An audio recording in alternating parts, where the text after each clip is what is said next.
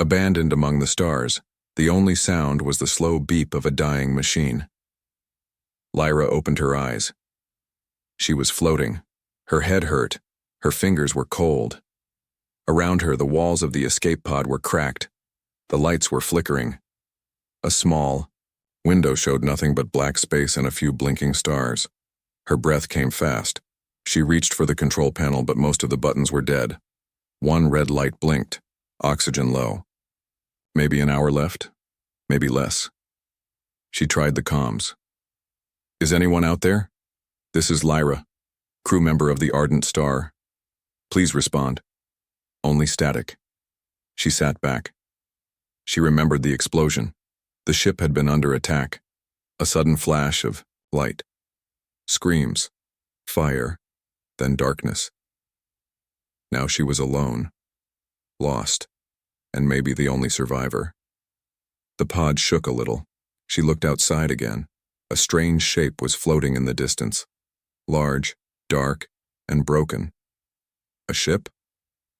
She turned the small manual. Thruster control. The pod's engines were too weak to reach the object, but maybe the drone could go. She pulled a storage panel open and found a small scout drone. It was dusty, half broken, but the battery still worked. She powered it on and connected it to the pod's cracked screen.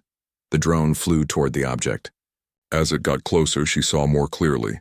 It was a ship, or what was left of one. Parts of it were torn open, like it had been in a war. Burn marks, holes, frozen bodies drifting nearby. But the strange thing was the design. It looked old. Human, but not like anything from her time. She zoomed in.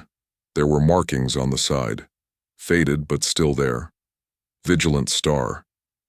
She frowned. She had heard that name before. A warship from 200 years ago, lost in deep space during the alien wars. Everyone believed it was destroyed.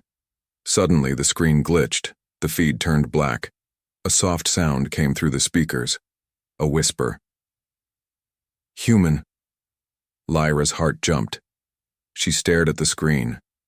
Then a voice. Rough. Deep. You're not supposed to be here. She froze. Who are you? She whispered. Can you help me? Silence. She checked the drone feed again. It was back.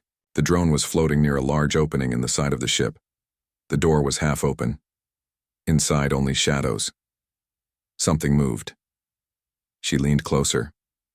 Was that a figure? Tall, standing still, like it was waiting. She took a deep breath. She had two choices: wait here and run out of air, or take a chance and go there. She checked the pod's suit supply. One suit left. Oxygen for 1 hour. Enough to reach the ship. Maybe. She suited up. Hands shaking. Heart pounding. Before leaving, she left a message in the pod's log. If anyone finds this, my name is Lyra Miles. I'm going to investigate a ship near my pod. If I don't make it, tell my family I tried. She opened the airlock. The silence of space wrapped around her. Each move was slow. Careful. The tether pulled her toward the wreck. The drone flew ahead, showing the way. The entrance loomed closer. She could see now. The figure inside was still standing, not moving. It looked human. She floated through the open hatch. Her boots touched the cold metal floor. No lights. Just shadows and silence. The door behind her closed with a soft hiss. Lyra turned on her helmet light and stepped forward. The hallway was full of dust, old cables, empty rooms. She passed a control room with shattered glass and a dead screen. Then she found it, a chamber, larger than the others.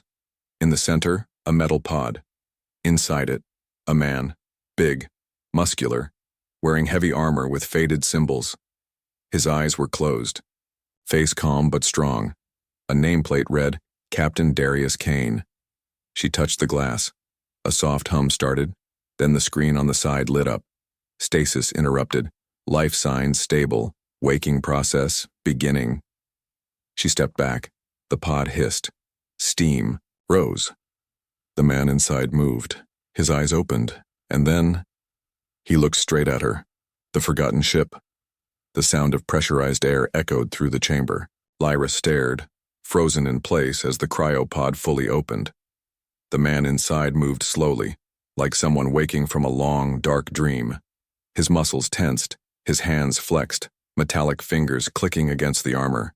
His breathing was heavy, like he had forgotten what air felt like. Then his eyes locked onto her, sharp, gray, and full of questions. And danger. "Who sent you?" he said, voice rough and dry. Lyra took a step back. I found your ship. My pod crashed nearby. I was alone." He sat up in the pod, glancing around the ruined room. The lights were dim. Sparks danced in the wires above. The old warship groaned as if remembering its pain. "No one should be here," he muttered. "Not after what happened." He stood, slowly, taller than she expected. The armor he wore was scarred, faded, but still powerful. It had symbols Lyra didn't recognize: stars, blades, and the old Earth crest, the kind used during the final human wars. "You're human," Lyra said softly. The man looked at her again, eyes narrowing. "I'm Captain Darius Kane," he said at last. "Last officer of the Vigilant Star. This ship was lost. Over 200 years ago." Lyra's heart skipped. He stepped out of the pod. His legs were unsteady at first, but strength returned quickly. He walked like a soldier. Calm. Controlled. "How long have I been asleep?" he asked. Lyra opened her wrist panel, checking what data she could. About 213 years. Earth, it felt long ago. The colonies were destroyed, the alliance was broken. Nobody talks about the war anymore. Kane's jaw clenched. "So it really ended like that," he said. "We lost." A heavy silence fell between them. Suddenly a sharp screech echoed down the hallway, metal grinding on metal. Lyra turned. What was that? Kane reached behind the pod and pulled out a weapon. Old, dusty, but deadly. "We're not alone," he said. The lights flickered again. They moved together through the hallway. Kane led, weapon raised. Lyra followed, scanning with her wrist light. The walls were covered in damage. Black marks, deep scratches, burned out. Control panels. They passed an old crew chamber. The doors were torn open. Inside were two frozen bodies, one missing an arm, both still in uniform. "This wasn't just an attack," Kane whispered. "They were hunted." "Hunted by what?" Lyra asked. He didn't answer. They reached the central command deck. The glass window showed space beyond, stars blinking, quietly. Below that, the captain's chair, now half melted, blood on the walls. Kane powered up a console. Sparks flew, but the screen turned on. It showed the ship's last log. Emergency Protocol 9 activated, enemy inside crew status. 98% lost, secondary cryo units locked, stasis override. Incomplete, Lyra pointed. "Secondary cryo units?" Kane nodded slowly. "Other soldiers. We put them into deep stasis, hoping to wait for rescue. I was the last one awake. If I'm up, the ship must have failed. But why haven't they woken up?" she asked. Before he could reply, a high-pitched click, click, click echoed from the hallway behind them. Lyra turned. The corridor was empty, but something had moved. Kane grabbed her shoulder. "Stay behind me." From the shadows, something crawled into view. It was thin, long-limbed, almost insect-like. Its body shimmered like glass, nearly invisible. It had no eyes, just a sharp face of bone and metal. The creature moved fast. Kane fired. The blast hit its shoulder, throwing it back. But it didn't die. It screeched and vanished into the ceiling vent with terrifying speed. "What was that?" Lyra gasped. "They're called Void Stalkers," Kane said, breathing hard. "Stealth predators. They infected the ship during the last battle. That's why we lost control." "And they're still here?" she asked. "At least one, maybe more." He moved quickly now, checking another panel. "The cryo bay is sealed, but if they get in, the others won't survive. We have to wake them manually." But that will draw them, Lyra said. Noise, heat, movement. I know, Kane replied. But we have no choice. They moved deeper into the ship. The corridors were darker now. The emergency lights flickered red. The air felt colder, heavier. The cryo bay doors were shut tight. Kane began the override, typing in old codes. Lyra watched the hallway, drone hovering behind her. Then the walls creaked. From the shadows behind them, more movement. Fast. Kane slammed the final code. Opening bay. Prepare to run. The doors opened. Inside were 5 large pods, each holding a soldier in heavy armor. Machines hissed as life returned to them, but behind Lyra, a scream. She turned just in time to see a Void Stalker leap from the ceiling.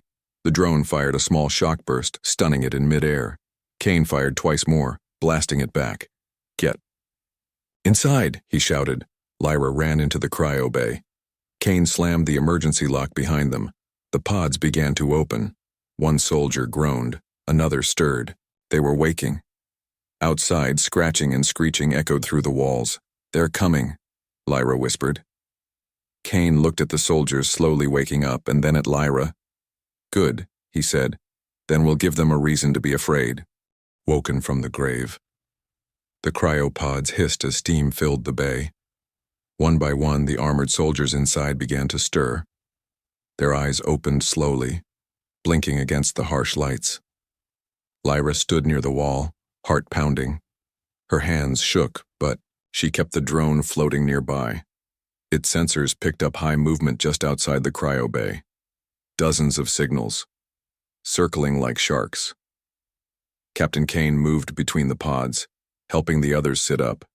Each one looked strong, serious, scarred by battle. Their armor bore the same faded Earth symbols, weapons of the old war. Report, Kane ordered. A man with a sharp jaw and a cybernetic eye replied first. Lieutenant Vaughn, armor systems at 60%, weapons offline. A woman with short white hair growled, Commander Lyra, stasis headache, still ready to kill something. Another voice added, Sergeant Cruz, what's the mission? Kane looked at each of them. Welcome back to hell. Alira's eyes flicked to Lyra. Civilian? Not anymore, Kane said. She woke me. She brought us back. Lyra tried to speak, but a loud screech echoed through the walls. The lights flickered. Something slammed against the cryo bay doors. Hard. Lyra reached for a weapon mount on the wall. Weapons lockers locked. Manual override, Kane said. Lyra, give me your drone. She hesitated, then handed it over. Kane connected. The drone's core to the locker. The screen blinked and then opened with a loud click. Inside were old rifles, pistols, shock grenades, and one glowing blade. Each soldier grabbed their weapon like it was part of them. Familiar, dangerous. Lyra picked up a smaller gun, unsure how to hold it. Cruz noticed. Ever fired one? Once, she replied. He nodded. Aim, shoot, don't hesitate. Suddenly, in silence, the scratching outside stopped. Kane turned his head slowly. They're not gone, they're waiting. Lyra moved to a side panel and pulled up the ship map. They're all around us, in the vents, behind the walls. They're learning. Lyra looked at Kane. How smart are they? He didn't blink. Too smart. The silence broke, not with a sound but a smell. Burned metal, rotting flesh. The cryo bay vents began to glow faintly. Cruz raised his weapon. They're melting the vents. Without warning, the ceiling burst open. One Void Stalker dropped down, landing between them. It screeched, a sound like blades cutting through glass, and slashed at Vaughn. He blocked with his arm, sparks flying as metal hit metal. Lyra shot twice, missing. Kane grabbed Lyra and pulled her behind cover. The others opened fire. Bullets tore into the creature, slowing it. Vaughn stabbed it through the chest with a combat knife. The creature screamed and exploded into black, mist. Before anyone could breathe, more came. Dozens. They fell from the ceiling, climbed from the floor grates, crawled from shadows. Long limbs, sharp claws.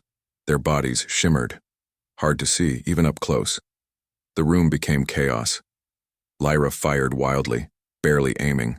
One came at her, fast, and Kane tackled it midair, driving his blade through its skull. "Move!" he shouted.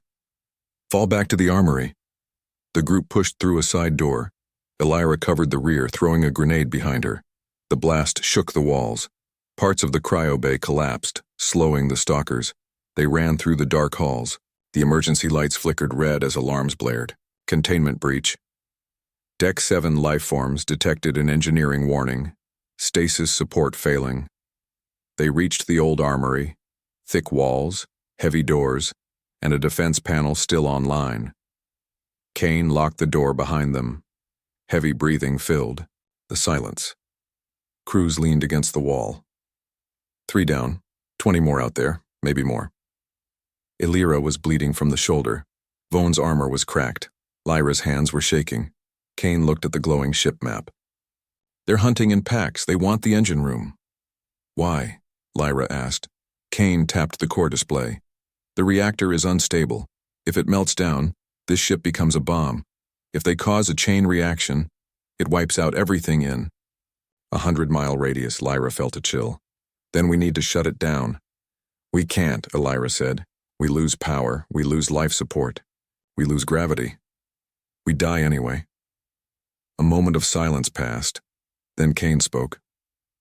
"No, we don't shut it down. We take the ship back." The team looked at him like he was mad. "We clear it deck by deck," he continued. "We activate the pulse, beacon, and we send a signal to any surviving humans out there." Lyra stepped forward. "You think there are any?" Kane stared at her. "I think if we don't try, we don't deserve to find them." Everyone was quiet. Then Cruz laughed softly. "Hell of a welcome back party." Illyra grinned. "Fine, but we do this loud." Vaughn loaded a fresh power cell into his rifle. "And fast." Kane turned to Lyra. "You'll stay in the command center. Link with the ship, control doors, lights, cameras. Use that drone of yours like a second pair of eyes." Lyra nodded. "What if they cut me off?" Kane looked her in the eye. "Don't let them." She went to the console, connecting her drone to the ship's damaged systems. One by one, screens came online. Static at first, then views of other decks, dark hallways, empty rooms, bodies, and no movement. The Void Stalkers were watching them, waiting. And in the center of engineering, something bigger. A shape. Still. Breathing. Twice the size of the others. Covered in armor made from ship parts and bones. Lyra zoomed in. "There's a new one," she whispered. "It's not like the others." Kane looked at the screen. His jaw tightened. "That's not a Void Stalker," he said. "That's their queen." Hunters in the dark. The lights flickered again, not because of power loss, but because something was moving through the cables. Inside, the command center, Lyra stared at the screen. The image of the alien queen filled her vision. Massive, silent, wrapped in layers of scrap metal armor and bone. It stood at the center of engineering like a dark god. It didn't move, but it didn't need to. The Void Stalkers moved for it. Kane stood beside her, watching the feed. His face was calm, but his eyes were hard. "It's a hive," he said. "The ships become their nest. That thing, it controls them." Lyra swallowed. "It hasn't moved." "It will," Kane said. "When it's ready." The rest of the squad was silent. Each of them had fought monsters before. They had seen death, war, betrayal. But this was something older. Something patient, something that learned. Illyra loaded another clip into her rifle. "We can't let that thing reach the core." Cruz nodded. "If it takes over the engine room, it'll power the hive and spread beyond the ship. It won't stop." "How do we kill it?" Vaughn asked. Kane turned toward the team. "Same way we kill anything else. We shoot until it doesn't get up." But Lyra wasn't sure that would be enough. She checked the ship's schematics. The reactor sat under the Queen's feet. Access tunnels surrounded the room, all twisted and unstable. A direct assault would be suicide. "There's another way," she said quietly. "Maintenance shafts. If we split up, we can hit them from multiple angles. Maybe even trap it. You suggesting we separate?" Elira raised an eyebrow. "This isn't a horror sim." "She's right," Kane said. "The Queen's too big to move fast. If we stay mobile, we win." The plan was simple, dangerous, maybe even hopeless. But it was all they had.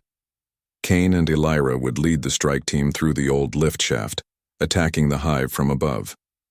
Vaughn and Cruz would flank through the maintenance corridor on Deck 5. Lyra would stay in the command center using the drone to guide them and control ship systems. Before they left, Kane handed Lyra a small device, a neural pulse detonator. "Last resort," he said. "If the Queen reaches the core, trigger this. It'll overload the power grid." Lyra stared at it. "But that would destroy the ship. And kill all of us," Kane said. "But it'll also stop them. Everywhere." The weight of it was cold in her hands. Kane placed a hand on her shoulder. "Don't use it. Unless you have to." Then he was gone. The hunt began. Lyra watched their signals spread across the ship map. Red dots for the soldiers, blue for the drones, and white for movement, the Void Stalkers. They were fast, too fast. Elira's voice came over the radio. "Contact, Deck 3, they're everywhere." Gunfire echoed through the audio feed, screeches, shouts, Cruz cursed. "Two down, they're flanking us." "Diverting power," Lyra said, fingers flying across the console. She rerouted the lights, opened a side door for escape, and sent a drone down the hallway to blind the enemy. "Left now," she shouted. Vaughn and Cruz slipped through just in time, one of them dragging a wounded leg. They dropped a charge behind them, collapsing the corridor. Lyra flipped to Kane's feed. He and Elira were fighting in near darkness. The lift shaft was swarming with stalkers, climbing the walls, jumping from cables. Kane's blade flashed. Elira's rifle roared, but they were slowing. Lyra hacked the nearby power box. A jolt of electricity burst through the shaft, burning the walls. The stalkers screamed, falling into the pit below. "Clear," Kane shouted. "Moving in." They reached the top floor, directly above the hive chamber. Lyra pulled up a 3D scan. The Queen had moved. It was now building something, using parts of the ship, the bodies of dead crew, armor, metal. It was evolving. Lyra whispered to herself, "It's building a mind." "Say again?" Kane asked. She replied quickly, "It's building a central control core, like a brain. It's not just surviving, it's trying to rule." Kane grunted. "Then let's cut off its head." He and Elira rappelled down through the top vents. Vaughn and Cruz breached from the side tunnel, limping, but ready. The Queen turned, slow, heavy, aware. It roared. The sound shook the ship. The walls bent. Lights burst. Void Stalkers swarmed in from every side. The battle was chaos. Gunfire, smoke, fire, screams. Kane threw a shock grenade. It slowed the Queen. Elira fired a full magazine into its back. Cruz climbed onto a catwalk above and dropped explosives. Still, the Queen didn't fall. It learned. It adapted. Vaughn fired into its chest. The bullets bounced off. He shouted, "It's shielded." Lyra, watching everything, saw a pattern. The Queen's shield flashed when it used energy from the core. That was the key. She accessed the control center, reached the power flow lines, and rerouted energy from the core to the engines. The shield dropped.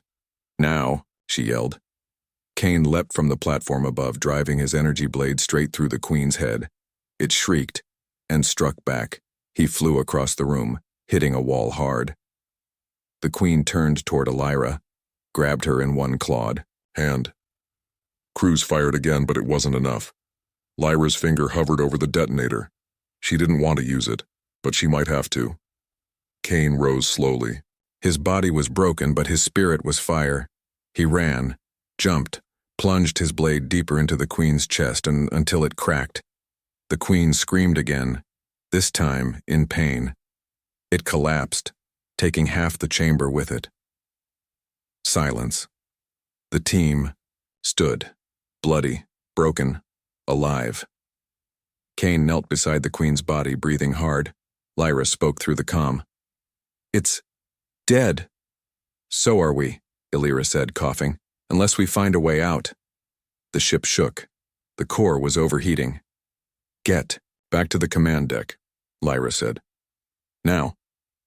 Back in the command center, Lyra redirected cooling to the core. It wasn't perfect, but it bought them time.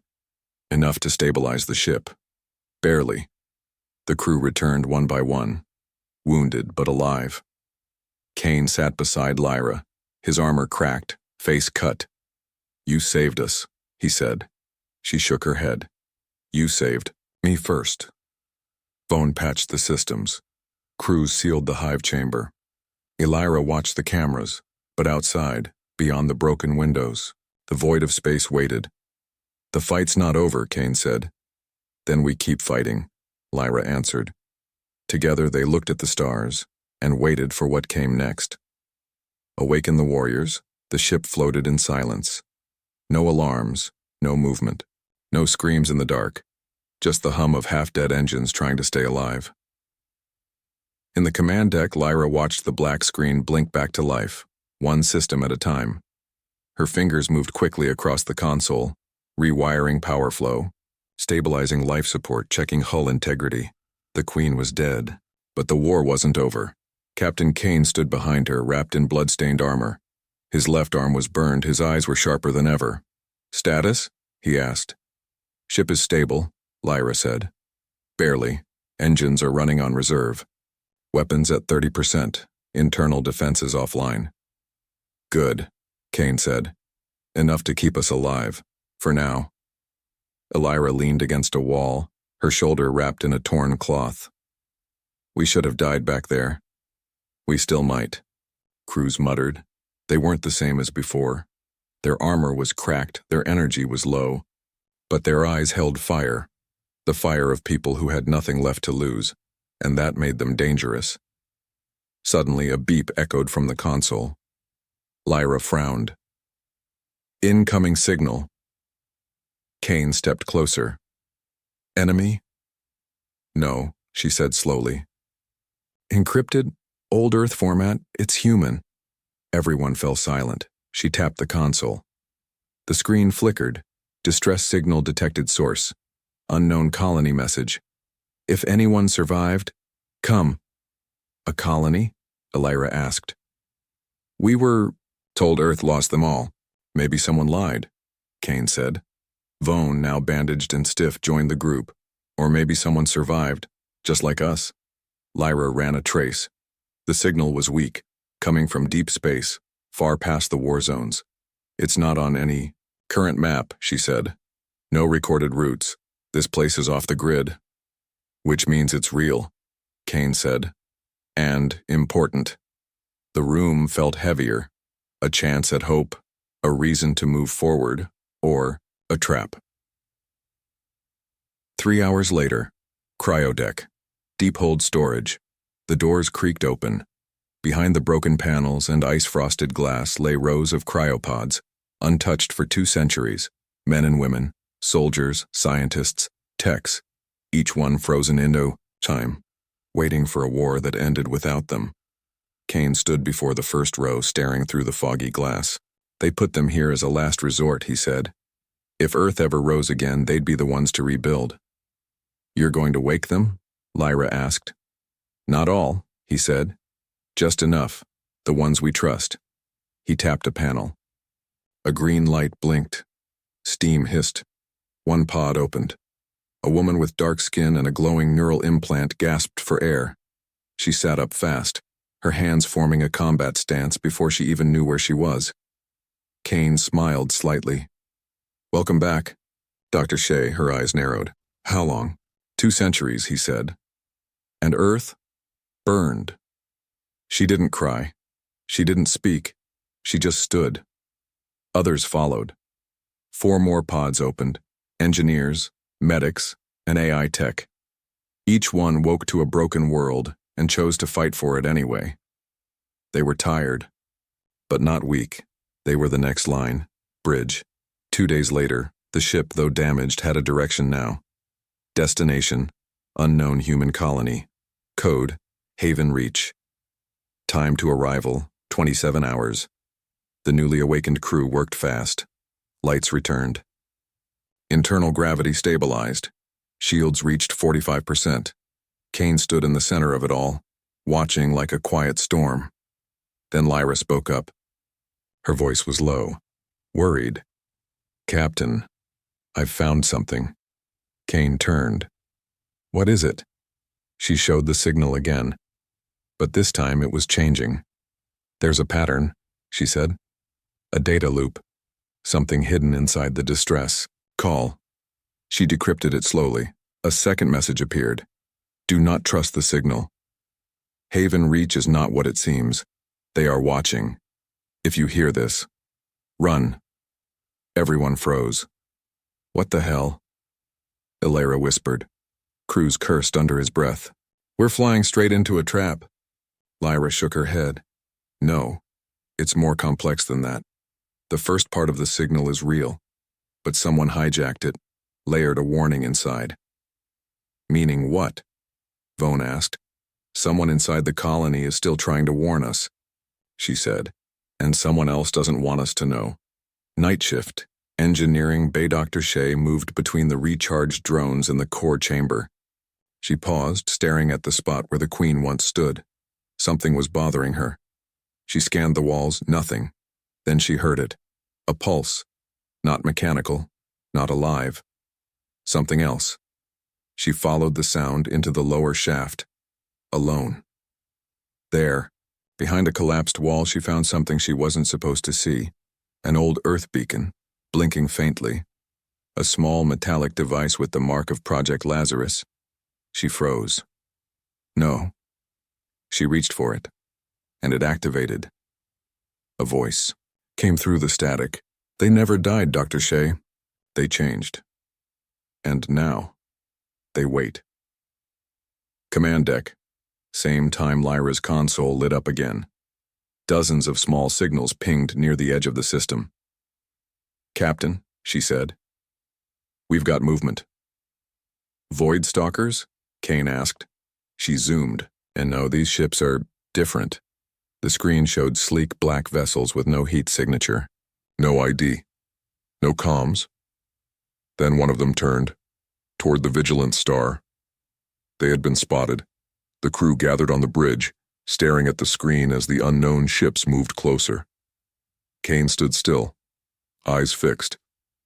"They found us." Lyra looked at him. "What do we do?" He didn't hesitate. "We prepare." Outside, in the dark of space, the first enemy ship powered its weapons. Inside, on the edge of everything they thought they knew, a broken warship came alive once more, ready to fight. The last fight begins outer orbit, Haven Reach system time, Aero 347. Galactic Standard. The Vigilant Star drifted toward its destination, a faint planet wrapped in pale clouds and silence. But silence was never a comfort in deep space. On the command deck, Lyra stared at the screen. The unknown ships, smooth, black, and cold, remained just beyond sensor range. They weren't moving fast. They were watching, waiting. Kane stood beside her. His armor was dented, one arm now fully mechanical, but his eyes burned like old coals, sharp, focused. "What do you see?" he asked. Lyra pointed. "Those ships, they don't match any design from the war. Not human, not alien. It's like they're something in between." "Then they're worse," Kane said. Illyra entered the bridge, limping but alert. "If they wanted to kill us, they would have already. They're studying us," Cruz said, "like scientists, like hunters. They'll strike when we're weakest," Vaughn added. Dr. Shea entered last, holding the beacon she had, found earlier. The device marked Project Lazarus. She placed it on the table and said softly, "We've been tricked." Kane turned to her. "Explain." She nodded, then pulled up old logs, decrypted signals, and deep system data. This colony, Haven Reach, it's real, but it wasn't built by survivors. She tapped the beacon. It was built by the last phase of Earth's military science program. Project Lazarus. Genetic experiments. Neural control. Hybrid soldiers made from human and alien tissue. Lyra's face went pale. What were they trying to do? Make something better than human, Shay said. They tried to fight extinction by becoming the enemy. Kane folded his arms. And? Shay looked up. It worked. Too well. Planet surface, Haven Reach, colony. 6 hours later, the Vigilant Star broke orbit under stealth mode. Engines off. No lights. Just drifting on inertia. Through the thick clouds, the colony appeared, a massive structure shaped like a dome, with towers that pulsed dim blue light. The surrounding land was dead. No trees, no water, no life. They landed in a docking bay that opened on its own. No signals. No welcome. Lyra stepped out first, followed by Kane, Illyra, Cruz, Vone, and Dr. Shay, a full recon team. Weapons charged, suits sealed. The air inside the colony was strangely clean. Too clean. No people, no noise. Just blinking lights, automated systems, and a soft voice that echoed from hidden speakers. Welcome home, defenders of Earth. Everyone froze. Cruz whispered. Okay, that's creepy. Shay scanned the air. Environment is stable, oxygen rich, but there's a neural field active, low frequency. It's affecting our thoughts. Shut it down, Kane said. She nodded and got to work. They moved deeper into the structure. The hallways were perfect. No dust, no signs of age. But there were no windows, no doors to private rooms. Just long, perfect corridors and cameras. Always watching. In the central atrium, they found the first signs of life. Humans. Or something like humans. A group of 20 people stood silently in formation. Men, women, children, all wearing the same gray suit. All with glowing eyes. All smiling. Too much smiling. Kane raised his rifle. Identify yourselves. One man stepped forward. His voice was soft, calm, artificial. We are the preserved, the reborn. You are early. Illyra narrowed her eyes.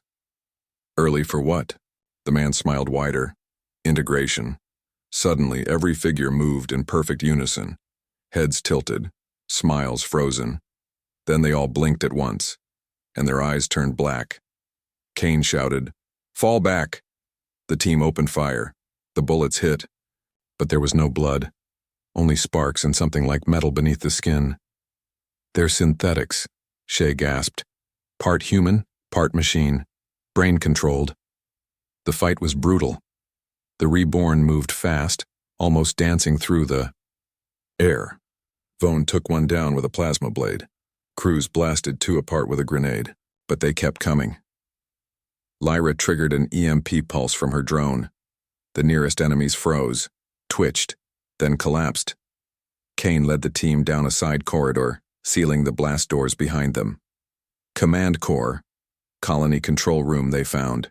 It a massive chamber, walls covered in screens, tubes, cables. In the center stood a machine, shaped like a human spine, glowing red.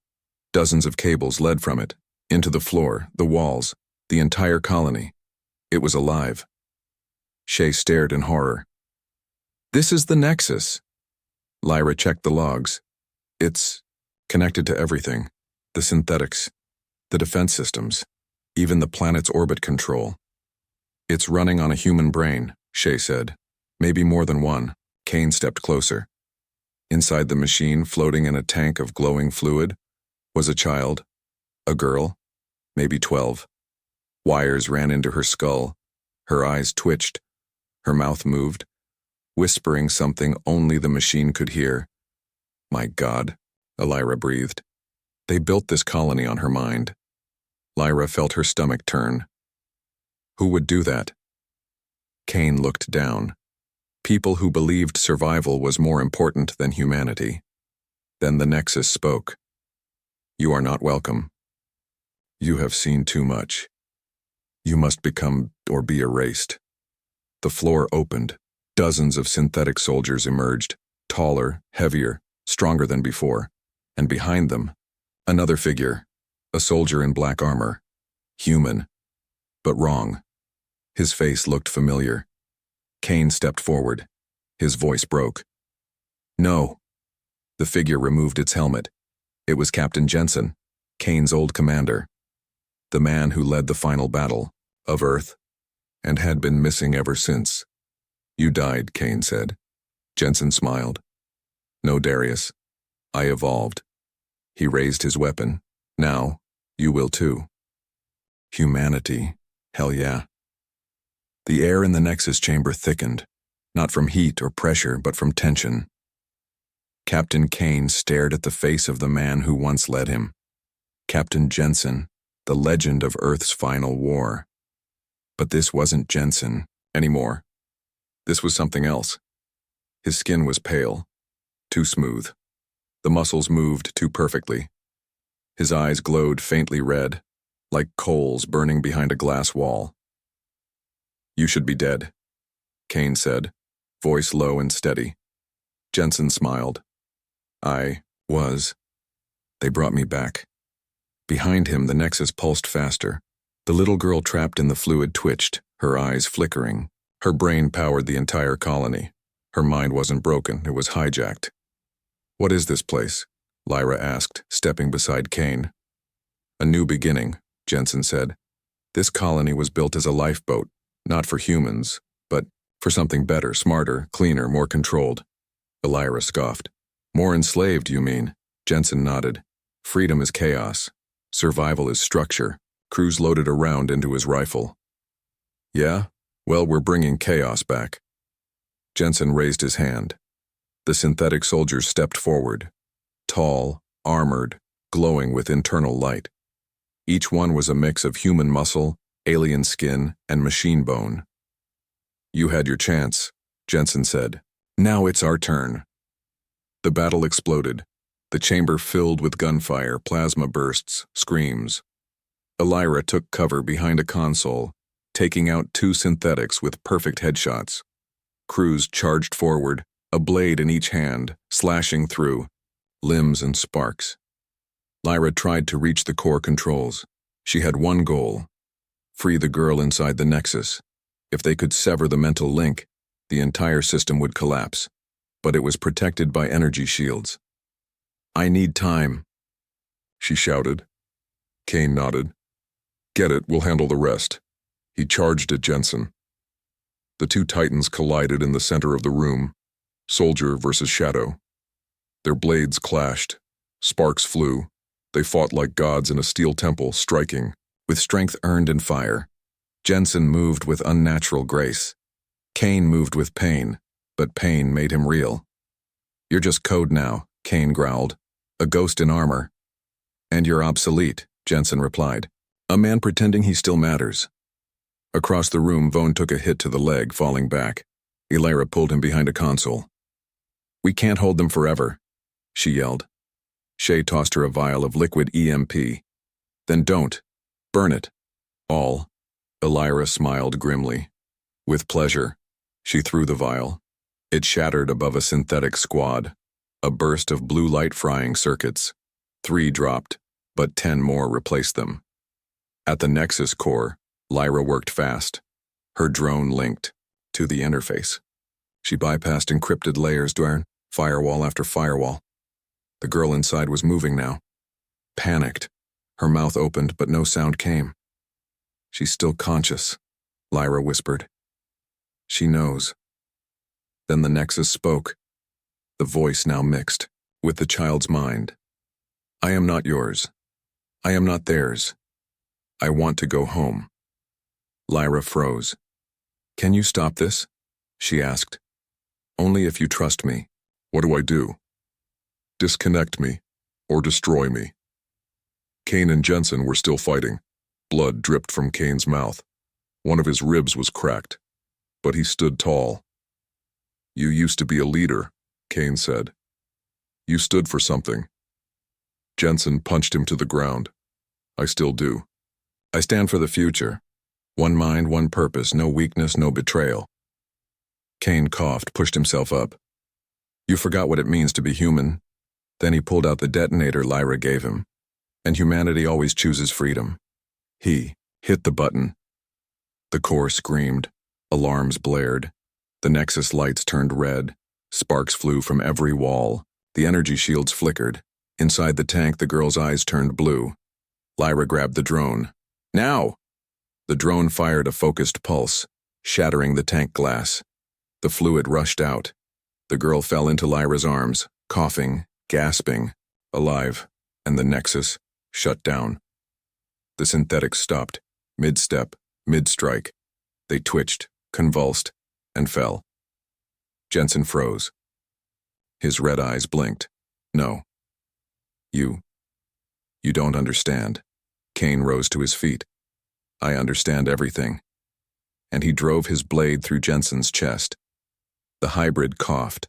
Blood, oil, sparks. He fell to his knees. As he collapsed, he whispered, We could have been gods. Kane looked down. Then I'll stay human. Silence. The colony lights dimmed, one by one. The cameras shut off. The threat was over, but the war wasn't done. Later, aboard the Vigilant Star, the girl now resting in the medbay had a name, Nova. She remembered little, just pain and voices. But she smiled when Lyra sat beside her. I saw you, she whispered. In my dreams. Lyra held her hand. You're safe now. Kane stood at the window, looking at the stars. Elira, Cruz, Vaughn, and Shay gathered behind him. Tired, changed. Shay spoke first. We exposed Lazarus, we burned the hive, but what now? Lyra turned to Kane. We send the truth. Kane nodded. We broadcast everything, the labs, the colony. Jensen's betrayal. Humanity's survival should never be built on lies. And if they come for us? Cruz asked. Kane looked back at the crew. Then we remind them who we are. He pressed the comm switch. This is Captain Darius Kane of the Vigilant Star. To any survivors, rebels, or remnants out there. Earth is gone. But we're still. Here, we're human. We adapt, we fight, and when they leave us for dead, we rise, we remember who we are. Humanity. Hell yeah. The Vigilant Star powers up. Repaired. Armed. Alive. It turns from the dead colony and jumps into the stars. Toward the next fight. Toward the next hope. Toward the future.